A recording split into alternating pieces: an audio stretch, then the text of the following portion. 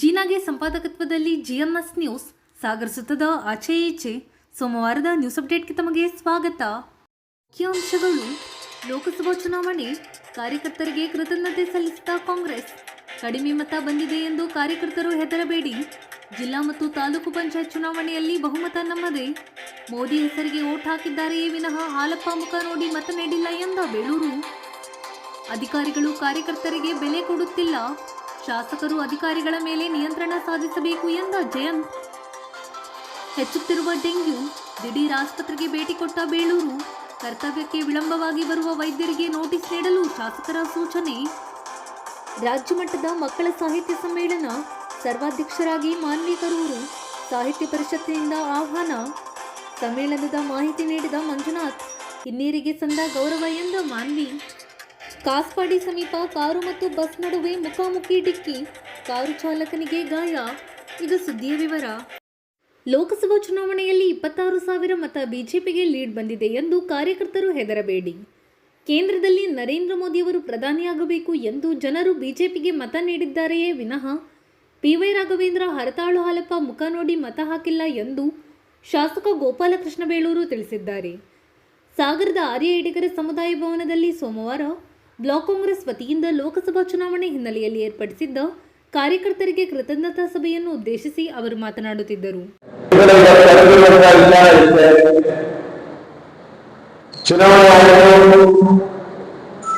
ಚುನಾವಣೆ ನಂತರ ನಮ್ಮೆಲ್ಲ ಕಾರ್ಯಕರ್ತರಿಗೆ ಅಭಿನಂದನೆ ಮಾಡಬೇಕು. ಈ ಚುನಾವಣೆ ನಾವು ನೋಡ್ತಿದ್ದೀವಿ. ಇಡೀ ರಾಜ್ಯದಲ್ಲಿ ಇವತ್ತು ಕರ್ನಾಟಕ ರಾಜ್ಯದಲ್ಲಿ ನಾವು ಬಹಳ ಕಮ್ಮಿ ಸೀಟ್ 9 ಸೀಟ್ ತೆಗೆದುಕೊಂಡಿದ್ದೀವಿ. ನಮ್ಮ ಬಹಳ ನಿರೀಕ್ಷೆ ಇತ್ತು, ಸುಮಾರು 15 ಸೀಟ್ ತಗೊಳ್ಳುವಂತ ನಿರೀಕ್ಷೆ ಇತ್ತು. ಅದರಲ್ಲಿ ಅಭ್ಯರ್ಥಿಗಳಿಂದ ಸ್ವಲ್ಪ ಜನ ನಾವು ಹೋಗಿದ್ವಿ ಅಂತ ಹೇಳ್ತಾರೆ. ಈ ಚುನಾವಣೆಯಲ್ಲಿ ಎರಡು ಹೋರಾಟವನ್ನು ಮಾಡಿದ್ದೀವಿ. ಹಿಂದಿನ ಚುನಾವಣೆಯಲ್ಲಿ ಹೇಗೆ ಹೋರಾಟ ಮಾಡಿದ್ರು, ಈ ಚುನಾವಣೆಯಲ್ಲಿ ತಾವು ಹೋರಾಟ ಮಾಡಿ ನಮ್ಮ ಅಭ್ಯರ್ಥಿ ಪರವಾಗಿ ತಾವೆಲ್ಲರೂ ಕೆಲಸ ಮಾಡಿದ್ದೇವೆ. ಆದರೆ ಚುನಾವಣೆಯ ನಿರೀಕ್ಷೆಯ ನಮಗೆ ಕೊಡ್ಲಿಕ್ಕಾಗಲಿಲ್ಲ. ಕಾರಣವನ್ನು ಅಭ್ಯರ್ಥಿಗಳು ಹಿಂದೆ ಬರಬೇಕಾಗಿತ್ತು. ಈ ತಾಲೂಕು ಜಿಲ್ಲೆಯ ಕೇಂದ್ರದಲ್ಲಿ ಏಕಂತರಾಗಬೇಕು. ಅದು ಆಗೋದ್ರಿಂದ ನೇರವಾಗಿ ಕ್ಯಾಂಡಿಡೇಟ್ ಆಗಿದ್ದರಿಂದ ಒಂದು ಹಿನ್ನಡೆ ಆಗಿದೆ ಅಂತ ನಾನು ತಿಳ್ಕೊಂಡಿದ್ದೇನೆ. ಎರಡನೇದು, ನಮ್ಮ ಅವರ ಪಕ್ಷದಲ್ಲಿಗಿಂತ ಅವ್ರ ಕುಟುಂಬದ ರಾಜ್ಯವನ್ನು ಸಹ ಇಲ್ಲಿ ತಂದದ್ದು ಕೆಲವರು ಬಹಳ ಜನ ಹೇಳಿ, ಅದು ಅವರ ಕುಟುಂಬ ವಿಚಾರದಲ್ಲಿ ನಾನು ಹೇಳಲಿಕ್ಕೆ ಹೋಗುದಿಲ್ಲ. ಅವರ ಅಭ್ಯರ್ಥಿ ಕೊಟ್ಟಿದ್ರೆ ನಾವು ಕೆಲಸ ಮಾಡೋದೇ ನಮ್ಮ ಕೆಲಸ. ನಮ್ಮ ಪಕ್ಷ ಏನು ಆದೇಶ ಕೊಟ್ಟಿರುತ್ತೆ ಅದನ್ನು ಮಾಡಬೇಕು, ಅದನ್ನು ನೀವು ಸಹ ಮಾಡಿದೆ. ಅದ್ರ ಗೊಂದಲ ಇದರಿಂದ ಸ್ವಲ್ಪ ವ್ಯತ್ಯಾಸ ಆಗಿದ್ದಂತ ನಾವೇ ನೋಡಿದ್ವಿ. ಬದುಕಲೇ ರಾಜಕಾರಣದಲ್ಲಿ ಸಹಜವಾಗಿ ನಾನು 10 ವರ್ಷಗಳ ಕಾಲ MLA ಆಗಿರುವಂತಹ ಸಂದರ್ಭದಲ್ಲಿ ನಾನು ಜನರ ಜೊತೆಗೆ ಜನರ ಕಷ್ಟದಲ್ಲಿ, ಜನರ ನೋವಿನಲ್ಲಿ ಸದಾ ಇದ್ದೆ. 10 ವರ್ಷ ನಾನು ಒಮ್ಮೆ ಬಿಟ್ಟಿರಲಿಲ್ಲ, ಯಾವುದೇ ಚರ್ಚೆ ಮಾಡಲಿಲ್ಲ, ಯಾವುದೇ ವ್ಯಕ್ತಿಗೂ ಸಹ ಹೋರಾಟಕ್ಕೆ ಕೊಡುವಂತ ಇದರಲ್ಲಿ ನಾವು ಮಾಡಿದ್ದೀವಿ. ಅಂತ ಸಂದರ್ಭದಲ್ಲಿ 10 ವರ್ಷ ನಾನು ಜನರ ಇದ್ದಿದ್ದರಿಂದ ನನಗೇನಾಗಿದೆ ವಿಶ್ವಾಸ ಇತ್ತು. ಮತ್ತು ಜನರಿಗೆ ಆ ಒಂದು ಸಂದರ್ಭದಲ್ಲಿ ಗೋಪಾಲಕೃಷ್ಣ ಬೇಳೂರು ಗೆಲ್ಲಿಸಬೇಕು ಅನ್ನೋದು ಇದ್ರೂ ಬಂತು. ಪಕ್ಷದಲ್ಲಿ ಟಿಕೆಟ್ ಕೊಟ್ಟರು. ಆ ಸಂದರ್ಭದಲ್ಲಿ ಹೈ ಲೀಡರ್ ನಾವು ಗೆದ್ದಿದ್ವಿ. ಆ ಸಂದರ್ಭ ಬರೋದಿಲ್ಲ. ಆನಂತರ 1 ವರ್ಷದ ನಂತರ ಇವತ್ತು ಚುನಾವಣೆ ಬಂದಾಯಿತು. ಇವತ್ತು 26,000 ಓಟ್ ನಮ್ಗೆ ಕಮ್ಮಿ ಆಗಿದೆ. ನೀವು ಯಾರು ಎದುರುಕೊಳ್ಳುವಂತ ಅವಶ್ಯಕತೆ ಇಲ್ಲ. ಇದೇ ರಾಜ್ಯದಲ್ಲಿ ಹಿಂದಿನ ಚುನಾವಣೆಯಲ್ಲಿ ಭಾರಿ ಲೀಡರ್ ನಾವು ಗೆದ್ದಿಲ್ವಾ? ಇದೇ ರಾಜ್ಯದಲ್ಲಿ ಗೆದ್ದಿದ್ರಲ್ಲ, ಅವ್ರು ಸಹ ಕೊಟ್ಟಿದ್ರಲ್ವಾ? ನಮ್ಮ ಕೊಟ್ಟಿದ್ರು, ಅವ್ರು ಗೆದ್ದಿದ್ರು. ಆನಂತರ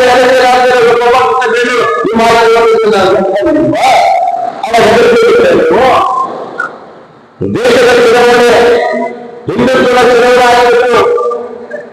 ನಮ್ಮ ಮಂಗಳೂರು, ಕಾರವಾರ, ಅದನ್ನು ಶಿವಮೊಗ್ಗ ಮತ್ತು ಉಪಮಂಡಲ ಡಿಸ್ಟಿಕ್ ಸ್ವಲ್ಪ ಕೇಂದ್ರವನ್ನು ನೋಡ್ತಾರೆ, ಮೋದಿಯನ್ನು ನೋಡ್ತಾರೆ.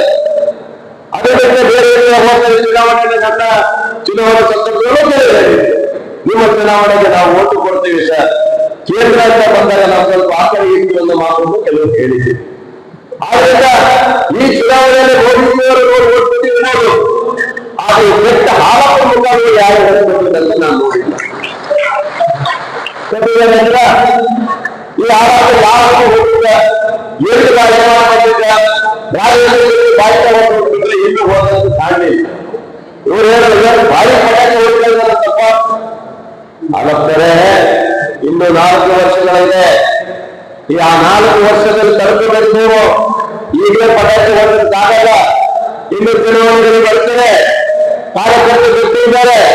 ಯಾವುದೋ ಒಂದು ದೇಶದ ಚುನಾವಣೆ ಈ ರಾಜ್ಯದಲ್ಲಿ ಮುಖ ಈ ದೇಶ ಮುಖ ಹಾಲಪ್ಪ ಮುಖ ನೋಡಿದಂಥದ್ದಲ್ಲ. ಏನ್ ಕಾರ್ಯ ಮಾಡ್ತಿರ್ಲಿಲ್ಲ. ಇವತ್ತು ನಾನು ಬಂದು 1 ವರ್ಷ ಆಯ್ತು, ಒಂದು ಅಧಿಕಾರಕ್ಕೆ 1 ವರ್ಷ ಆಯ್ತು.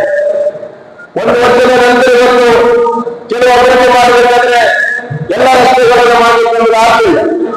ಅಭಿವೃದ್ಧಿ ಮಾಡಿದ ದುಡ್ಡು ಬಂದಂತ ಸಂದರ್ಭದಲ್ಲಿ ಚುನಾವಣೆ ಹೇಳಿ ನಾವು ಕೆಲಸ ಮಾಡಿಲ್ಲ. ನಿನ್ನೆಯಿಂದ ಮೊನ್ನೆಯಿಂದ ಇವತ್ತು ಶುರುವಾಗಿದೆ. ಅದೆಲ್ಲವೂ ಬಾಕಿ ಇದೆ. ಈ ವರ್ಷ 3,90,000 ಕೋಟಿ ಬಜೆಟ್ ಅಲ್ಲಿ ಇಟ್ಟಿದ್ದಾರೆ. ಯಾವ ತಾಲೂಕು ಅಭಿವೃದ್ಧಿ ಸಾಧ್ಯ ಇಲ್ಲ. 4 ವರ್ಷದಲ್ಲಿ ನಮ್ಮ ಅಭಿವೃದ್ಧಿ ಏನಂತ ನಾವು ತೋರಿಸ್ಕೊಡ್ತೇವೆ. ನಿಮ್ಮ ಅಭಿವೃದ್ಧಿ ಅನ್ನೋದನ್ನ ನೀವು ತೋರಿಸ್ಕೊಳ್ಬೇಕಾಗುತ್ತೆ. ವ್ಯಕ್ತಿಗಳು ಚಾಲೆಂಜ್ ಅಂತ ಬರೋಣ ನೀವು ಮಾಡಿಲ್ವಾ? ನೀವು ಬಿಡಿಸ್ಕೊಂಡು ಕೆಲಸ ಮಾಡಿಲ್ವಾ? ಏನ್ ಮಾಡಿದ್ದೀರಿ? ಅದೇ ನಿಮ್ಮ ಕೆಲಸ ನಾ ಮಾಡಬಾರ್ದ? ಇಲ್ಲಿ ಮನೆ ತಂದಿದ್ದೀರ? ಅದೇ ನೀವು ತಂದೆ ಮಾಡಿದ್ರೆ ನಾವು ಈ ಕೆಲಸ ಬೇರೆ ಸಂದರ್ಭ ಬೇರೆಯವರು ಮಾಡ್ತಾ ಇದ್ರು. ಇಲ್ಲಿ ವಿಧಾನಸೌಧ 10 ಕೋಟಿ ಕೊಟ್ಟು ತಂದ್ರು. ನೀವು ಮುಗಿಸಿದ್ರ ನೀವು ಅದೇ ತಂದೆ ಮುಗಿಸಿದ್ರೆ ಆ ಕಟ್ಟಡವೇ ನೀವು ಮುಗಿಸಕ್ಕಾಗಲಿಲ್ಲ. ಈಗ 4,80,00,000 ನಾನು ಕೊಟ್ಟಿದ್ದೀನಿ. ಆ ಕಟ್ಟಡ ಕೊಟ್ಟಿದ್ದೇನೆ, ನೀವು ಕೊಟ್ರ? ಈಗ ಮುಗಿಬೇಕಾದ್ರೆ ಯಾರು ಕೊಡ್ಬೇಕು? ನಾನು ಕೊಟ್ಟಿದ್ದೀನಿ 4,9,00,000 ಕೋಟಿ. ಯಾವುದು ತರಲಿಲ್ಲ. ಈ ಭಾಗದ ಜನರಿಗೆ ನೀರು ಮಾರ್ಕೆಟಿಂದ 5 ವರ್ಷದಿಂದ 5 ಕೋಟಿ ಕೊಟ್ಟು ಒಂದು ಕೆಲಸ ಮಾಡಲಿಕ್ಕೆ ರಾಜ್ಯದಿಂದ ಎಲ್ಲೋ ಕಾಲೇಜುಗಳು ನಾನು ಮಾಡಿದ್ದೆ, ನೀವು ಮಾಡಿದ್ದೀರಿ. ನೀವೆಲ್ಲ ವರ್ಷಾನು ಕೊಟ್ಟು ಸುದ್ದಿಕ್ಕಿಲ್ಲ. ಶಾಲೆ ರಮೇಶ್ ಬಗ್ಗೆ ಕರೆದಿದ್ದಾರಲ್ಲ, ನೀವು ಎಲ್ಲಿ ಬರ್ತೀರಿ ಅಲ್ಲಿ ಕಳಿಸ್ತೇನೆ. ನಮ್ಮ ನೀವು ಬರ್ರಿ. ನೀವೇನು ತಂದಿದ್ರಿ? ಒಬ್ಬ ಬೇರೆ ಏನು ವರ್ಕಿಂಗ್ ಗ್ರೂಪ್ ತಂದಿದ್ದಾರೆ, ನೋಡೋಣ, ಚಾಲೆಂಜ್ ಮಾಡೋಣ. ಅಭಿವೃದ್ಧಿ ಮಾಡುವಂತ ಹಳ್ಳಿ ಭಾಗದಲ್ಲಿ ನೀವು ಮಾಡಿದ್ರೆ ಅದರಿಂದ ಕಬ್ಬಲ ಅಭಿವೃದ್ಧಿ ಒಬ್ಬ ಬೇರೆ ತಾಕತ್ತಿದೆ. ಚುನಾವಣೆಯಲ್ಲಿ ಅಭ್ಯರ್ಥಿಗಳು ಕೊಡ್ತಾರೆ, ಕೆಲವರು ಅಭ್ಯರ್ಥಿಗಳು ಬರಬೇಕಾಗಿರುತ್ತೆ, ಕೆಲವರು ಕುಟುಂಬದಲ್ಲಿ ವ್ಯತ್ಯಾಸ ಆಗಿ ಕೊಡ್ತಾರೆ. ಅದರಿಂದ ಎಲ್ಲ ಸಮಸ್ಯೆಗಳು ಬಂದಿದ್ದು ಸಾಧ್ಯ. ಆದರೆ ಬಿಜೆಪಿ ಎಲ್ಲೂ ಇರಲಿಲ್ಲ. ಚುನಾವಣೆ ಸಂದರ್ಭದಲ್ಲಿಲ್ಲ. ಅವರ ಪಕ್ಷದಲ್ಲಿ ಯಾವ ಚಟುವಟಿಕೆಗಳು ಕಾಣಲಿಲ್ಲ, ಯಾವ ಹುಮ್ಮಸ್ಸು ಅವರಿಗೆ ಇರಲಿಲ್ಲ. ಜನ ಏನೋ ಮೋದಿಜಿಯವರು ನೋಡ್ಬೇಕು ನೋಡಿದ್ರಲ್ಲಿ ಅವ್ರಿಗೆ ಓಟ್ ಕೊಟ್ಟರೆ ಇವರು ಬಾರಿ 26,000 ಲೀಡಾಗಿದ್ದಾರೆ. ನಾವು ರಾಜಕೀಯ ಕೆಲವರು ಇರ್ತಾರೆ, ಇನ್ನು ಕೆಲವರು ನಮ್ದು ಹವಾ ಇದೆ, ನಾವು ಮುಂದೆ ಬರ್ತೇವೆ ಅಂತ. ನಿಮ್ಮ ಹವಾ, ನಿಮ್ಮ ಶಕ್ತಿ ಹಾಳಾಗ್ತಾರೆ. ನನಗೆಲ್ಲ ಗೊತ್ತಿದೆ. ಕಾರ್ಯಕರ್ತರು ಯಾರು ಪ್ರಶ್ನೆ ಇಲ್ಲ. ಜಿಲ್ಲಾ ಪಂಚಾಯತಿ, ತಾಲೂಕ್ ಪಂಚಾಯತಿ ನಿಮಗೆ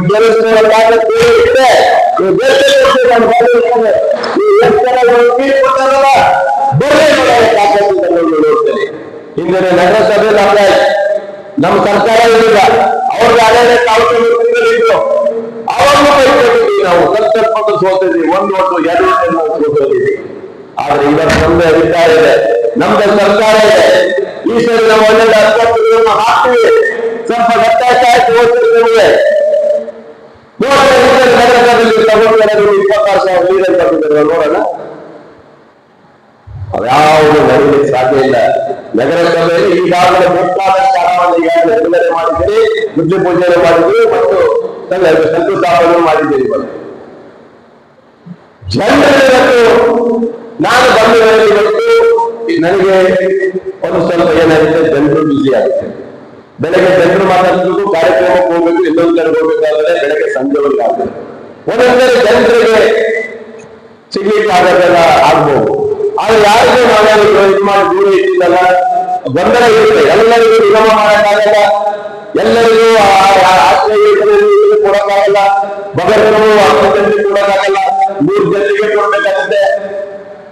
ನಾಮಿನೇಷನ್ಗೆ 5 ಕೋಟಿ ಮಾತ್ರ ಕೊಡ್ಬೇಕಾಗುತ್ತೆ. ಅದು 2 ವರ್ಷ ಕೊಟ್ಟಿದ್ದಾರೆ.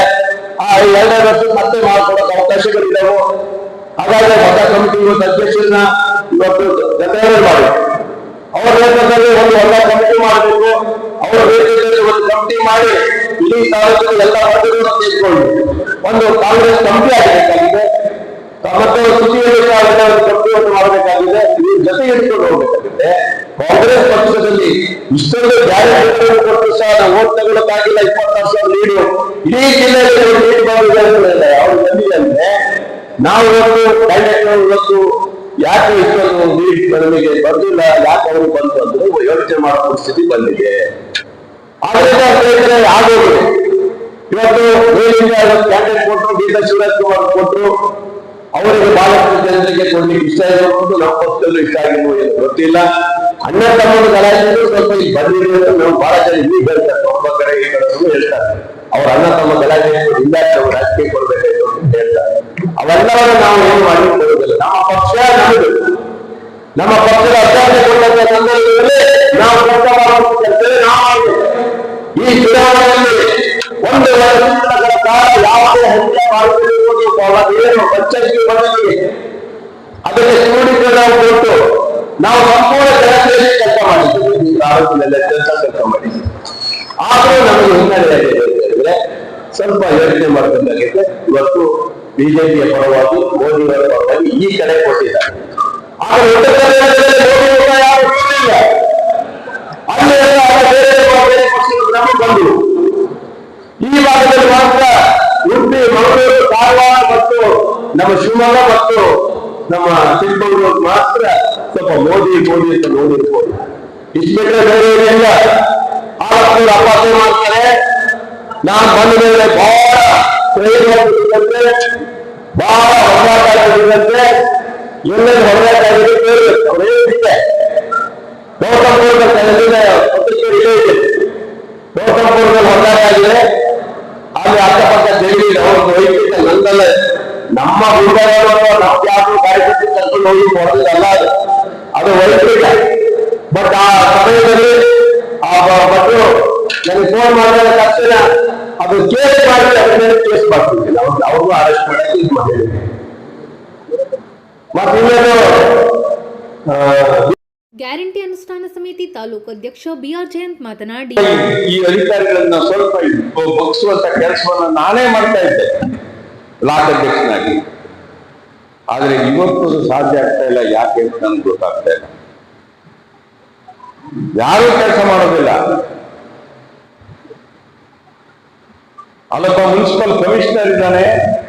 ಅವನಿಗೆ ಫೋನ್ ಮಾಡಿದ್ರೆ ಫೋನ್ ತಗೊಳ್ಳೋದಿದೆ. ಊರಿನ ಕೆಲಸವನ್ನು ಹೇಳಿದ್ರೆ ಮಾಡುವ ಮನಸ್ಸೇ ಇಲ್ಲ ಅವ್ರಿಗೆ. ನಾನೊಂದು ಸಣ್ಣ ಕೆಲಸವನ್ನು ಹೇಳಿದೆ. ಈ ಪ್ರಗತಿ ಶಾಲೆ ಪಕ್ಕದಲ್ಲಿ ಒಂದು ನೀರು ಬೀಳ್ತಾ ಇದೆ, ಅದೊಂದು ಚರಂಡಿಯಲ್ಲಿ ಮಾಡಿಸಿ ಸರಿಯಾಗಿ AC ಅವರಿಗೆ ಹೇಳಿದೆ. ಮಾಡಿಸ್ಲಿಕ್ಕೆ ಆಗ್ಲಿಲ್ಲ ನನಗೆ. ಕೊನೆಗೆ ನಾನು ಶಾಸಕರಿಗೆ ಹೇಳಿದೆ. ಅವರು ಹೇಳಿ ಗೊತ್ತಾಗತ್ತೆ ಏನೋ ಚೂರ್ಪಾರು ಏನೋ ಮಾಡಿದ್ದಾರೆ. ಹೀಗೆ ನಮ್ಮ ಕಾರ್ಯಕರ್ತರು ಜನರ ಕೆಲಸವನ್ನ ನಿರಂತರವಾಗಿ ಮಾಡಬೇಕು ಅಂತಾದ್ರೆ,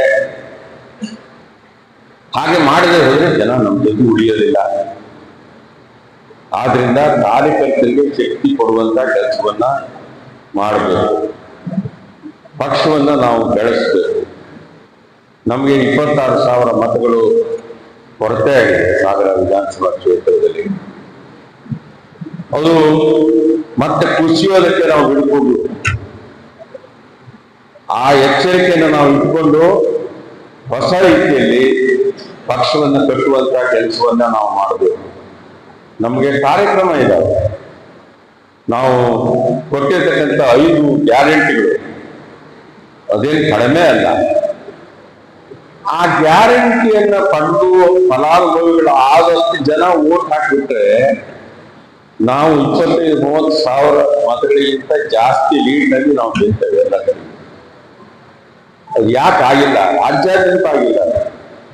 ಬರೀ ಸಾಗರ ಒಂದೇ ಅಲ್ಲ, ಅಥವಾ ನಮ್ಮ ಜಿಲ್ಲೆ ಒಂದೇ ಅಲ್ಲ, ಇಡೀ ರಾಜ್ಯದಲ್ಲಿ ಆ ಥರ ಆಗಿದೆ. ಅದು ಯಾಕೆ ಅಂತ ಹೇಳಿ ನಾವು ವಿಶ್ಲೇಷಣೆ ಮಾಡಬೇಕಾದಂತ ಅಗತ್ಯವೂ ಕೂಡ ಇದೆ. ಅದನ್ನು ಮಾಡದೆ ಹೋದ್ರೆ ನಾವು ಫೇಲ್ ಆಗ್ತೀವಿ. ಸರ್ಕಾರದ ಕಾರ್ಯಕ್ರಮವನ್ನು ಅನುಭವಿಸ್ತಾರೆ, ಓಟನ್ನ ಬೇರೆ ಕಡೆಗೆ ಹಾಕ್ತಾರೆ. ಈ ಸ್ಥಿತಿ ಆಗ್ತಾರೆ. ಇವತ್ತು ನಮಗೆ ಯಾರು ಮತ ಕೊಟ್ಟಿದ್ದಾರೆ ಅವರ ಬಗ್ಗೆ ನಾವು ವಿಶೇಷವಾದ ಗೌರವವನ್ನು ಕೂಡ ನಾವು ಕೊಡಬೇಕಾಗುತ್ತೆ. ನಮ್ಮ ರಾಜ್ಯದಲ್ಲಿ ಮತ್ತು ದೇಶದಲ್ಲಿ ಅದರಲ್ಲೂ ಅಲ್ಪಸಂಖ್ಯಾತರು ಒಂದು ಓಟ್ ಬಿಡದ ಹಾಗೆ ನಮಗೆ ಕಾಂಗ್ರೆಸ್ ಹಾಕಿದ್ದಾರೆ. ಅಲ್ಪಸಂಖ್ಯಾತರು ಅದು ನಮಗೆ ಶಕ್ತಿ. ಬಿಜೆಪಿಯವರು ಇದನ್ನು ಅಲ್ಪಸಂಖ್ಯಾತ ತುಷ್ಟೀಕರಣ ಅಂತಾರೆ. ಅಲ್ಲ, ಅದು ನಮಗೊಂದು ಶಕ್ತಿ. ಆ ಜನರ ವಿಶ್ವಾಸವನ್ನ ನಾವು ಕಾಪಾಡ್ಕೊಳ್ಬೇಕು, ಉಳಿಸ್ಕೊಳ್ಬೇಕು. ಅದರ ಜೊತೆಗೆ ಇತರೆ ಜನ ಯಾರಿದ್ದಾರೆ, ಅದು ಹಿಂದುಳಿದ ವರ್ಗ ಆಗ್ಬೋದು, ಅಲ್ಪಸಂಖ್ಯಾತರಾಗ್ಬೋದು, ಅಥವಾ ದುರ್ಬಲ ವರ್ಗದವರಾಗ್ಬೋದು, ಅಥವಾ ಮುಂದುವರಿದ ಜಾತಿಯವರಾಗ್ಬೋದು, ಎಲ್ಲರ ವಿಶ್ವಾಸವನ್ನ ನಾವು ಪಡೆದುಕೊಂಡು ಪಕ್ಷವನ್ನ ಕಟ್ಟಿ ಬೆಳೆಸಿ ಏನು ಕುಸಿತವನ್ನ ನಾವು ಇವತ್ತು ಕಂಡಿದ್ದೀವಿ ಅದನ್ನ ನಾವು ಸರಿಪಡಿಸಿಕೊಳ್ಳುವಂತ ಕೆಲಸವನ್ನ ನಾವೆಲ್ಲರೂ ಕೂಡ ಮಾಡಬೇಕು. ನಾನು ಇಷ್ಟು ಪ್ರಸ್ತಾವನೆ ಹೇಳಿದ್ರೆ ಸಾಕು ಅನ್ಸುತ್ತೆ. ಇದೇ ಸಂದರ್ಭದಲ್ಲಿ ಕೆಲವು ಕಾರ್ಯಕರ್ತರು ಸೋಲಿನ ನೈತಿಕ ಹೊಣೆ ಹೊತ್ತು ಮಧು ಬಂಗಾರಪ್ಪ ರಾಜೀನಾಮೆ ನೀಡಬೇಕು ಎಂದು ಒತ್ತಾಯಿಸಿದರೆ, ಇನ್ನು ಕೆಲವರು ಬಂಗಾರಪ್ಪ ಅವರ ಕುಟುಂಬದ ವೈಯಕ್ತಿಕ ಜಗಳ ಚುನಾವಣೆ ಮೇಲೆ ಪ್ರಭಾವ ಬೀರಿದೆ ಎಂದು ಅಭಿಪ್ರಾಯಿಸಿದರು. ಇನ್ನಷ್ಟು ಕಾರ್ಯಕರ್ತರು ಅಭ್ಯರ್ಥಿ ಆಯ್ಕೆ ಸಂದರ್ಭದಲ್ಲಿ ಕಾರ್ಯಕರ್ತರ ಅಭಿಪ್ರಾಯಕ್ಕೆ ಮನ್ನಣೆ ನೀಡಲು ಮನವಿ ಮಾಡಿದರು. ಇದೇ ಸಂದರ್ಭದಲ್ಲಿ ನಗರಸಭಾ ಸದಸ್ಯ ಸೈಯದ್ ಜಾಕೀರ್ ಜೆಡಿಎಸ್ ತೊರೆದು ಕಾಂಗ್ರೆಸ್ ಸೇರ್ಪಡೆಗೊಂಡರು. ಬ್ಲಾಕ್ ಕಾಂಗ್ರೆಸ್ ಅಧ್ಯಕ್ಷ ಕಲಸೆ ಚಂದ್ರಪ್ಪ ಕಾರ್ಯಕ್ರಮದ ಅಧ್ಯಕ್ಷತೆ ವಹಿಸಿದ್ದರು. ವೇದಿಕೆಯಲ್ಲಿ IN Suresh Babu, Ashok Belur, Ravikumar HM, K Holeyappa, BA Indudharagowda, Prabhavati Chandrakant, Maqbool Ahmad, Chandramouli, ಉಷಾಯನ್ ಇನ್ನಿತರರು ಹಾಜರಿದ್ದರು. ಚೇತನ್ ರಾಜ್ ಕಣ್ಣೂರು ಸ್ವಾಗತಿಸಿದರು. ಮೈಕಲ್ ಡಿಸೋಜಾ ಕಾರ್ಯಕ್ರಮವನ್ನು ನಿರೂಪಿಸಿದರು. ಡೆಂಗ್ಯೂ ಜ್ವರ ಹೆಚ್ಚುತ್ತಿದ್ದು ಹೆಚ್ಚು ಮುತುವರ್ಜಿಯಿಂದ ವೈದ್ಯ ಸಿಬ್ಬಂದಿಗಳು ಕೆಲಸ ಮಾಡಬೇಕು ಎಂದು ಶಾಸಕ ಗೋಪಾಲಕೃಷ್ಣ ಬೇಳೂರು ತಿಳಿಸಿದ್ದಾರೆ. ಸಾಗರದ ಉಪವಿಭಾಗೀಯ ಆಸ್ಪತ್ರೆಗೆ ಸೋಮವಾರ ದಿಢೀರ್ ಭೇಟಿ ನೀಡಿ ವಾರ್ಡ್ಗಳಲ್ಲಿ ದಾಖಲಾಗಿರುವ ರೋಗಿಗಳ ಆರೋಗ್ಯ ವಿಚಾರಿಸಿ ಅವರು ಮಾತನಾಡುತ್ತಿದ್ದರು.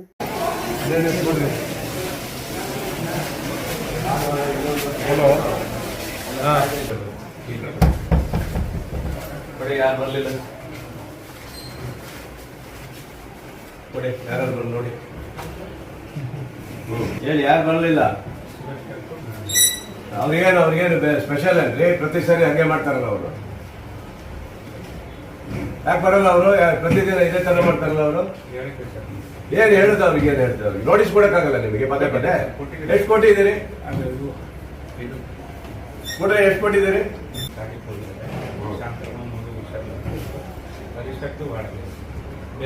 ಯಾರಿಗೂ ರಜಾಗ ಕೊಡ್ಬೇಡ್ರಿ ಬರೋಬ್ಬರೇ. ಈ ಟೈಮಲ್ಲಿ ಯಾಕೆ ನೀವು ರಜಾಗ ಕೊಡ್ತೀರಿ? ಎಲ್ಲರೂ ಬಂದಾರ? ನಮ್ದು ಸಗರ ಅಲ್ಲಿ ಮಕ್ಕಳಲ್ಲಿ ಅಲ್ಲಿ ಗ್ಯಾಸ್ ಕೊಟ್ಟಿದ್ದು ಅಲ್ಲಿ ರೌಂಡ್ಸ್ ಮುಗಿಸ್ಕೊಂಡು ಮಾಡ್ತಿದ್ದೀವಿ. ಅದೇ ಇದು ಡಾಕ್ಟ್ರ್ ಯಾರು ರಜಾಕ ಕೊಡ್ಬೇಡ್ರಿ ಬರೋಬ್ಬರೇ. ಯಾಕೆ ರಜಾಕ ಕೊಡ್ತೀರಿ? ಯಾರಿಗೂ ರಜಾಕ ಕೊಡ್ಬೇಡಿ. ಇಲ್ಲಿ ಪೇಷಂಟ್ ತುಂಬಾ ಜನ ಇದ್ದಾರೆ, ರಜಾಕ ಕೊಡ್ಬೇಡಿ. ಬೆಡ್ಗೆ ಏನ್ ಮಾಡಿದ್ದೀರಿ? ಎಲ್ಲ ಫ್ಲೋರ್ ಬೆಡ್ ಹಾಕೊಂಡೆ ಹಾಕಿ ಕೊಡಿ, ಫ್ಲೋರ್ ಬೆಡ್ ಹಾಕಿ ಕೊಡಿ, ಏನಾಗುತ್ತೆ?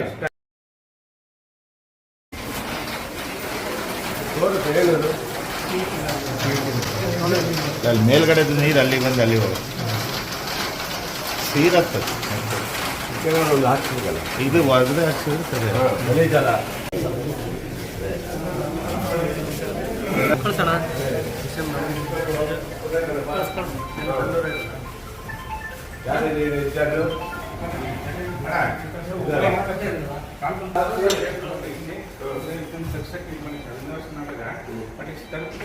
ಕಂಪ್ಲೀಟ್ ದೊಡ್ಡದು ನಮ್ಗೆ ಒಂದು ಸ್ಪೆಷಲ್ ಈಗ ಎಮರ್ಜೆನ್ಸಿ ಈಗ ಹಾಕೊಂಡ್ರಿ, ಬೆಡ್ ಹಾಕ್ಬಿಡಿ ಇಲ್ಲೇ.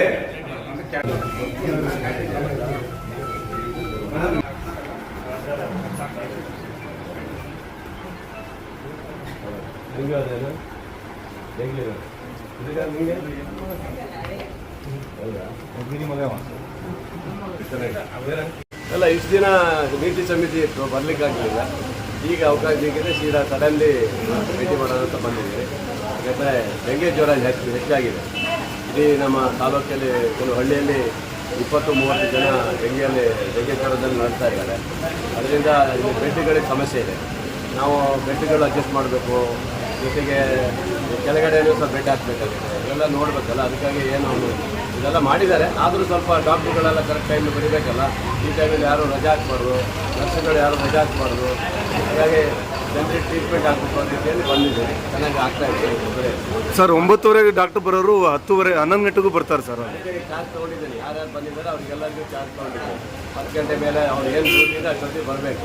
ಬರಲಿಲ್ಲ ಅಂದರೆ ನಾವು ನೆಕ್ಸ್ಟ್ ಬಂದಾಗ ಅವ್ರಿಗೆ ಯಾರಿಗೂ ನೋಟಿಸ್ ಕೊಡ್ತೀವಿ. ಈಗಾಗಲೇ 2 ಜನ ನೋಟಿಸ್ ಕೊಟ್ಟಿದ್ದೀನಿ. 2 ಜನ ಈಗಾಗಲೇ ನೋಟಿಸ್ ಕೊಟ್ಟಿದ್ದೀನಿ. ನೆಕ್ಸ್ಟ್ ಬಂದಾಗ ಅವ್ರಿಗೆ ಸಸ್ಪೆಂಡ್ ಮಾಡೋಕ್ಕಾಗ್ತದೆ. ಸರಿಯಾ ಸರ್, ಪಕ್ಕದ ಸೊರಬ ಮತ್ತು ನಮ್ಮ ಸಿದ್ದಾಪುರ ತಾಲೂಕು ಕೂಡ ಅದೇ ಫೆಸಿಲಿಟಿ ಅಲ್ಲಿ ಇದೆ ಸರ್. ಅದು ಇದೇ ಆಸ್ಪತ್ರೆ ಬರ್ತಾರೆ, ಹಾಗಾಗಿ ಬೆಡ್ ಸಿಗ್ತಾ ಇಲ್ಲ ಅನ್ನೋಂಥ. ಅಲ್ಲಿ ಚೆನ್ನಾಗಿದ್ರೆ ಇಲ್ಲಿ ಯಾಕೆ ಬರ್ತೀವಿ? ಅಲ್ಲಿ ಚೆನ್ನಾಗಿಲ್ಲ ಅಂತಲೇ ನಾವು ಶಿಕಾರಿಪುರ ಮತ್ತು ಸಿದ್ದಾಪುರ, ಆಮೇಲೆ ಸೊರಬ, ಆನವತಿ, ಆಮೇಲೆ ಹಾವೇರಿಯಿಂದಲೂ ಬರ್ತಾ ಇದೆ. ಇವೆಲ್ಲ ಏನಾಗಿದೆ, ನಮ್ಗೆ ಸಮಸ್ಯೆ ಆಗಿದೆ. ನಾವು ಇಲ್ಲಿ ಡಾಕ್ಟ್ರು ಎಲ್ಲ ಡಾಕ್ಟ್ರನ್ನ ಇಟ್ಟು ಒಳ್ಳೆ ಟ್ರೀಟ್ಮೆಂಟ್ ಆಗಬೇಕು ನಮ್ಮ ತಾಲೂಕಿಗೆ ಜನ. ಅಂದರೆ ಬೇರೆ ತಾಲೂಕಿನವ್ರು ಬರೋದ್ರಿಂದ ನಮ್ಗೆ ಸಮಸ್ಯೆ ಆಗಿದೆ. ಆಯಾ ತಾಲೂಕಿನವ್ರು ಅಲ್ಲಿ ಸರಿಯಾಗಿ ಮಾಡಿಕೊಂಡ್ರೆ ಯಾರಿಗೂ ಸಮಸ್ಯೆ ಬರಲ್ಲ. ಸರ್, ವೈದ್ಯರಿಗೆ ಏನು ಸೂಚನೆ ಕೊಟ್ಟಿದ್ರು? ವೈದ್ಯರು ಒಳ್ಳೆ ಕೆಲಸ ಮಾಡ್ತಾ ಇದ್ದಾರೆ. ಇನ್ನೊಂದು ಚೂರು ಕೆಲಸ ಮಾಡಬೇಕು. ಈ ಟೈಮಲ್ಲಿ ಡೆಂಗೆ ಜ್ವರ ಬಂದಂಥ ಸಂದರ್ಭದಲ್ಲಿ ಬೇಗ ಬರಬೇಕು, ಒಳ್ಳೆ ಟ್ರೀಟ್ಮೆಂಟ್ ಕೊಡಬೇಕು. ಮತ್ತು ಪಾಪ ಭಾಳ ಜನರಿಗೆ ಅದು ಹೆಲ್ಪ್ ಆಗುತ್ತೆ. ಅದರಿಂದ ಅವ್ರಿಗೆ ಹೇಳಿದ್ದೀನಿ, ಈ ಟೈಮಲ್ಲಿ ಯಾವುದೇ ಇದು ಮಾಡೋ ಪ್ರಶ್ನೆ ಇಲ್ಲ. ಎಲ್ಲರೂ ಚೆನ್ನಾಗಿ ಕೆಲಸ ಮಾಡಬೇಕು, ಇನ್ನೂ ಜಾಸ್ತಿ ಕೆಲಸ ಮಾಡಿ ಅಂತ ಹೇಳಿ.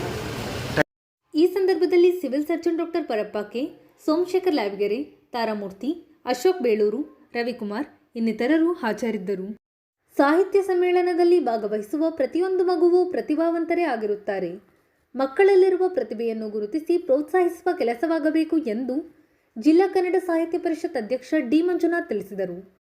ಸಾಗರದ ಉರ್ದು ಪ್ರೌಢಶಾಲೆ ಸಭಾಂಗಣದಲ್ಲಿ ಭಾನುವಾರ ಕನ್ನಡ ಸಾಹಿತ್ಯ ಪರಿಷತ್ ವತಿಯಿಂದ ಜೂನ್ 11ರಂದು ನಡೆಯಲಿರುವ ರಾಜ್ಯ ಮಟ್ಟದ ಮಕ್ಕಳ ಕನ್ನಡ ಸಾಹಿತ್ಯ ಸಮ್ಮೇಳನದ ಸರ್ವಾಧ್ಯಕ್ಷರಾಗಿ ನಿಯೋಜನೆಗೊಂಡಿರುವ ಕೆಪಿ ಮಾನ್ವಿ ಕರೂರು ಅವರನ್ನು ಸ್ವಾಗತಿಸುವ ಕಾರ್ಯಕ್ರಮದಲ್ಲಿ ಅವರು ಮಾತನಾಡುತ್ತಿದ್ದರು. ಟ್ರಸ್ಟ್ ಮತ್ತು ಜಿಲ್ಲಾ ಕನ್ನಡ ಸಾಹಿತ್ಯ ಸಾಂಸ್ಕೃತಿಕ ವೇದಿಕೆ ಇವರ ಸಂಯುಕ್ತ ಆಶ್ರಯದಲ್ಲಿ ರಾಜ್ಯ ಮಟ್ಟದ 19ನೇ ಮಕ್ಕಳ ಕನ್ನಡ ಸಾಹಿತ್ಯ ಸಮ್ಮೇಳನ 11/6/24 ಮಂಗಳವಾರ ಬೆಳಿಗ್ಗೆ 10 ಗಂಟೆಗೆ ಶ್ರೀ ಆದಿಚುಂಚನಗಿರಿ ಸಮುದಾಯ ಭವನ, ಶರಾವತಿ ನಗರ, ಶಿವಮೊಗ್ಗ ಇಲ್ಲಿ ನಡೆಯುತ್ತೆ. ಬೆಳಿಗ್ಗೆ ಉದ್ಘಾಟನೆಯನ್ನು ನಮ್ಮ ಉಡುಪಿ ಜಿಲ್ಲೆಯ ಸರಸ್ವತಿ ವಿದ್ಯಾಲಯ ಗಂಗೊಳ್ಳಿ ಇಲ್ಲಿಯ ವಿದ್ಯಾರ್ಥಿನಿ ಕುಮಾರಿ ಪವಿತ್ರ ಎನ್ ದೇವಾಡಿಗ ಅವರು ಉದ್ಘಾಟನೆ ಮಾಡಲಿದ್ದಾರೆ. ನಮ್ಮ ಪೂಜ್ಯ ಶ್ರೀ ಶ್ರೀ ಪ್ರಸನ್ನನಾಥ ಸ್ವಾಮೀಜಿಯವರು ಪ್ರಧಾನ ಕಾರ್ಯದರ್ಶಿಗಳು, ಶ್ರೀ ಆದಿಚುಂಚನಗಿರಿ ಮಹಾಸಂಸ್ಥಾನ ಮಠ ಅವರ ದಿವ್ಯ ಸಾನ್ನಿಧ್ಯದಲ್ಲಿ ಈ ಕಾರ್ಯಕ್ರಮ ನಡೆಯುತ್ತೆ. ಸಮ್ಮೇಳನಾಧ್ಯಕ್ಷರಾಗಿ ಈಗಾಗಲೇ ಕುಮಾರಿ ಕೆಪಿ ಮಾನ್ವಿ ಕರೂರು ಇವರನ್ನು ನಾವು ಸ್ವಾಗತ ಮಾಡಿದ್ದೇವೆ. ಅವರು ಸಮ್ಮೇಳನದ ಸರ್ವಾಧ್ಯಕ್ಷರಾಗಿರ್ತಾರೆ. ಸಮ್ಮೇಳನದ ಆಶಯ ನುಡಿಯನ್ನು ಜಿಲ್ಲಾಧ್ಯಕ್ಷರು ಡಿ ಮಂಜುನಾಥ್ ಅವರು ನಿರ್ವಹಿಸ್ತಾ ಇದ್ದಾರೆ. ಇದರ ಈ ಉದ್ಘಾಟನಾ ಸಂದರ್ಭದಲ್ಲೇ ಪುಟಾಣಿ ಸಂಚಯ ಅನ್ನುವಂಥ ಒಂದು ಕೃತಿ, ಅದು ಶ್ರೀಮತಿ ಭವ್ಯ ಸುಧಾಕರ ಜಗಮನಿ ಅವರು ಬರೆದಂಥ ಒಂದು ಕೃತಿ ಬಿಡುಗಡೆ ಆಗ್ತಾಯಿದೆ. ಅನಂತರ ಮುಖ್ಯ ಅತಿಥಿಗಳಾಗಿ ನಮ್ಮ ಶಿವಮೊಗ್ಗದ ರಾಮಕೃಷ್ಣ ವಿದ್ಯಾಸಂಸ್ಥೆಯ ಕಾರ್ಯದರ್ಶಿಗಳಾದ ಶ್ರೀಮತಿ ಶೋಭಾ ವೆಂಕಟರಮಣ ಅವರು, ಅನನ್ಯ ಶಿಕ್ಷಣ ಸಂಸ್ಥೆಯ ಸಂಸ್ಥಾಪಕರಾದ ಅನನ್ಯ ಗಿರೀಶ್ ಅವರು, ಹಾಗೆ ಆಕ್ಸ್ಫರ್ಡ್ ಶಿಕ್ಷಣ ಸಂಸ್ಥೆಯ ಕಾರ್ಯದರ್ಶಿಗಳಾದ DR ಶ್ರೀನಿವಾಸ್ ಅವರು ಮತ್ತು BGS ಶಿಕ್ಷಣ ಟ್ರಸ್ಟಿನ DV ಸತೀಶ್ ಇವರೆಲ್ಲ ಉದ್ಘಾಟನಾ ಸಮಾರಂಭದಲ್ಲಿ ಇರ್ತಾರೆ. ಅನಂತರ ಉದ್ಘಾಟನೆ ಮುಗಿದ ಮೇಲೆ ಮೊದಲ ವಿಚಾರಗೋಷ್ಠಿ ನಡೆಯುತ್ತೆ. ಇಲ್ಲಿ ಮಧುಸೂದನ JK ಅಂತೇಳಿ ಅವರು ಅಧ್ಯಕ್ಷತೆ ವಹಿಸಿರ್ತಾರೆ. ಹಾಗೆಯೇ ಬೇರೆ ಬೇರೆ ಸಂಸ್ಥೆಗಳಿಂದ ಬಂದಂಥ ವಿದ್ಯಾರ್ಥಿಗಳು ಇಲ್ಲಿ ತಮ್ಮ ಪ್ರಬಂಧವನ್ನು ವಿಚಾರವನ್ನು ಮಂಡಿಸ್ತಾರೆ. ಅನಂತರ ಕವನ ವಾಚನ ನಡೆಯುತ್ತೆ. ಅಲ್ಲಿ ಹೊನ್ನಾಳಿ ತಾಲೂಕಿನ ದಾವಣಗೆರೆ ಜಿಲ್ಲೆಯ ಕುಮಾರ ದಿಗಂತ್ ಪ್ರಸಾದ್ ಅವರ ಅಧ್ಯಕ್ಷತೆಯಲ್ಲಿ ಕವಿಗೋಷ್ಠಿ ನಡೆಯುತ್ತೆ. ಆ ಕವಿಗೋಷ್ಠಿಯ ನಂತರದಲ್ಲಿ 3ನೇ ಗೋಷ್ಠಿ ಮಕ್ಕಳು ಕತೆ ಹೇಳುತ್ತಾರೆ. ಇಲ್ಲಿ ಕುಮಾರಿ ಅಂಕಿತಾ ಅವರ ಅಧ್ಯಕ್ಷತೆಯಲ್ಲಿ ಕಥಾಗೋಷ್ಠಿ ನಡೆಯುತ್ತೆ. ನಂತರ ಪ್ರಬಂಧ ಗೋಷ್ಠಿಗೆ ಪಾಂಡವಪುರದ ಕುಮಾರ ಅಪೇಕ್ಷ ಅವರ ಒಂದು ಅಧ್ಯಕ್ಷತೆಯಲ್ಲಿ ಇಲ್ಲಿ ಗೋಷ್ಠಿಯಲ್ಲಿ ಮಕ್ಕಳು ಭಾಗವಹಿಸ್ತಾರೆ.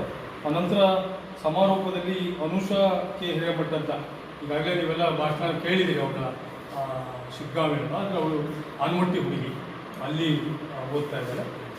ಅವಳು ಸಮಾರೋಪದಲ್ಲಿ ಮಾತನಾಡ್ತಾರೆ. ಇದೇನೆಂದರೆ ಆಮಂತ್ರಣ ಪತ್ರಿಕೆಯಲ್ಲಿ ಕೆಲವೇ ಹೆಸರುಗಳಿದ್ದಾವೆ.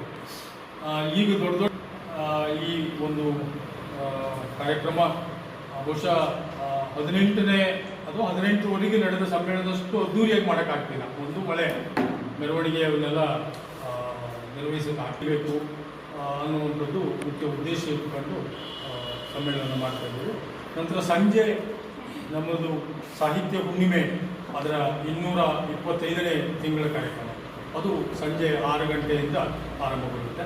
ಅದು ಸುಮಾರು 8-9 ಗಂಟೆವರೆಗೆ ನಡೆಯುತ್ತೆ.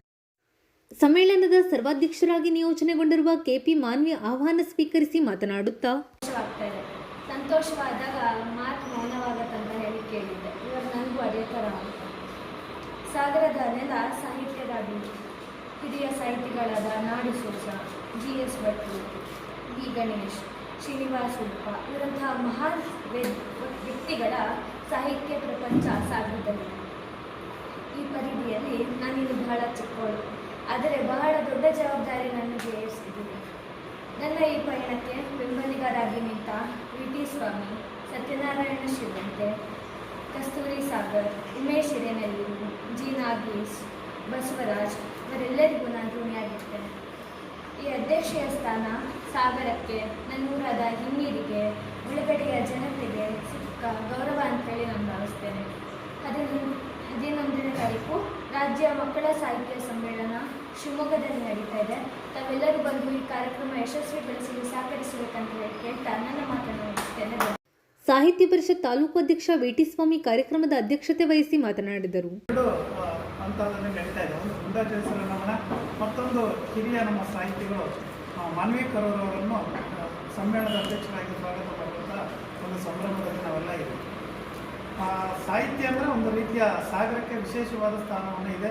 ಶಿವಮೊಗ್ಗ ಜಿಲ್ಲೆಯಲ್ಲಿ ಮಕ್ಕಳ ಸಮ್ಮೇಳನ ಇರ್ಬೋದು, ಹಿರಿಯರ ಸಮ್ಮೇಳನ ಇರ್ಬೋದು, ಯಾವುದೇ ಸಮ್ಮೇಳನ ಆಗಲಿ ಅತಿ ಹೆಚ್ಚು ಸ್ಥಾನಗಳನ್ನು ಸಿಕ್ಕಿರೋದು ಸಾಗರ ತಾಲೂಕಿಗೆ. ಅದು ಡಿ ಮಂಜುನಾಥ್ ಅವರ ಅಧ್ಯಕ್ಷರಾದಮೇಲೆ ಹೆಚ್ಚು ಒಲವನ್ನು ಕೊಟ್ಟು ಸಾಗರದ ಪ್ರತಿಭಾವಂತರನ್ನು ಆಯ್ಕೆ ಮಾಡುವಂಥ ಕೆಲಸವನ್ನು ಇವತ್ತು ಆಗ್ತಾಯಿದೆ. ಅದಕ್ಕಾಗಿ ನಾವು ಸಾಗರದ ವತಿಯಿಂದ ಡಿ ಮಂಜುನಾಥ್ ಅವರಿಗೆ ವಿಶೇಷವಾದ ಅಭಿನಂದನೆಗಳನ್ನು ಸಲ್ಲಿಸ್ತಾ ಇದ್ದೇವೆ. ಇನ್ನು ವಿಶೇಷವಾಗಿ ಹೆಚ್ಚು ಹೇಳಲಿಕ್ಕೆ ಹೋಗಲ್ಲ. 11ನೇ ತಾರೀಕು ನಾವಿಲ್ಲಿ 7 ಗಂಟೆಗೆ ಬಿಡ್ತೀವಿ. ಯಾರು ಬರ್ತಿರೋ ದಯಮಾಡಿ ಮುಂಚಿತವಾಗಿ ತಿಳಿಸಿ. ಆಮೇಲೆ ಸಮಯ ಇರೋದಿಲ್ಲ, ಯಾಕಂದರೆ 7 ಗಂಟೆಗೆ ಸರಿಯಾಗಿ ನಾವಿಲ್ಲಿ ಬಿಡುವಂಥದ್ದು ವಾಹನದ ವ್ಯವಸ್ಥೆ ಇರುತ್ತೆ. ಯಾರು ಬರ್ತಿರೋ ತಾವೆಲ್ಲರೂ ನಮಗೆ ಮಾಹಿತಿಯನ್ನು ಕೊಟ್ಟರೆ ನಾವು ಒಟ್ಟಾಗಿ 7 ಗಂಟೆಗೆ ಬರ್ತೀವಿ. 8:15 ಸರಿಯಾಗಿ ನಾವು ಶಿವಮೊಗ್ಗದಲ್ಲಿ ಇರಬೇಕು. ಹಾಗಾಗಿ ಯಾವುದೇ ಕಾರಣಕ್ಕೆ ಲೇಟ್ ಮಾಡಲ್ಲ. ಇದೇ ಸಂದರ್ಭದಲ್ಲಿ ಈಚೆಗೆ ನಿಧನರಾದ ಡಾಕ್ಟರ್ ಕೆಳದಿ ಗುಂಡಾ ಜೋಯಿಸ್ ನುಡಿನಮನ ಕಾರ್ಯಕ್ರಮದಲ್ಲಿ ಲೇಖಕ ವಿ ಗಣೇಶ್ ಮಾತನಾಡಿದರು. ವೇದಿಕೆಯಲ್ಲಿ ಕಸ್ತೂರಿ ಸಾಗರ್, ರಘು ಶಿಕಾರಿಪುರ ಹಾಜರಿದ್ದರು. ಉಮೇಶ್ ಹಿರೇನಲ್ಲೂರು ಸ್ವಾಗತಿಸಿ, ಎಸ್ ಬಸವರಾಜ್ ವಂದಿಸಿ, ನಾರಾಯಣಮೂರ್ತಿ ಕಾನ್ಗೋಡ್ ಕಾರ್ಯಕ್ರಮ ನಿರೂಪಿಸಿದರು. ಸಾಗರ ತಾಲೂಕಿನ ಕಾಸ್ಪಾಡಿ ಸಮೀಪ ಕಾರು ಮತ್ತು ಬೈಕ್ ನಡುವೆ ಸೋಮವಾರ ಮುಖಾಮುಖಿ ಡಿಕ್ಕಿ ಸಂಭವಿಸಿ ಕಾರು ಚಾಲಕ ಗಾಯಗೊಂಡಿದ್ದಾನೆ. ಬಸ್ನಲ್ಲಿದ್ದ 20ಕ್ಕೂ ಹೆಚ್ಚು ಪ್ರಯಾಣಿಕರಿಗೆ ಸಣ್ಣ ಪುಟ್ಟ ಗಾಯವಾಗಿದೆ.